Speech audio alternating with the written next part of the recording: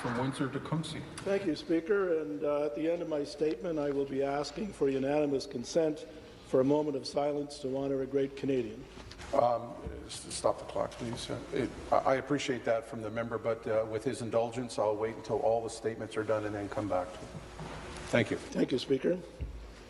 Howard Pawley was born in Brampton, Ontario. He moved to Manitoba when he was 17. Howard joined the NDP and was elected in the riding of Selkirk in 1969. As I recall, he spent most of that campaign laid up in the hospital with a bad back after a rear-end car accident. Premier Ed Schreier, who, by the way, Speaker, was the first cousin of Adele Pawley, named him to his cabinet. Howard was the minister who introduced a public auto insurance bill to Manitoba. He became leader of the party in 1979, was elected premier in 1981, replacing Sterling Lyon. And, Speaker, by coincidence, Sterling Lyon was born in Windsor, Ontario. During his first term, Howard Pawley ensconced French language rights into law, and he had to defend it all the way to the Supreme Court.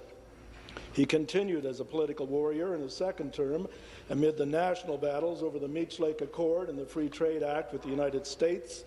He always fought for social justice. He made sure that workers were paid fairly regardless of gender, and he enshrined protection for sexual orientation in Manitoba's Human Rights Code. Howard Pawley stepped down as Premier in 1988 and moved back to Ontario to teach at the University of Windsor in 1991.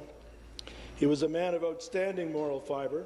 He was kind and compassionate, and he made an outstanding contribution to our political science faculty. He retired in 2000, but he kept active, teaching when called upon at the university and active in many areas of social justice in our region. Howard Pawley was truly a man of the people, full of endless optimism, Speaker. He had blue eyes that just sparkled and the warmest smile you'd ever see. He helped our city restore order when controversy erupted at our public library board, and I was delighted as a city councillor to join Howard on that committee. I was out of town when Howard passed during our winter break, but I want to say to Adele and the family, thank you for allowing Howard to spend so much of his time serving our community.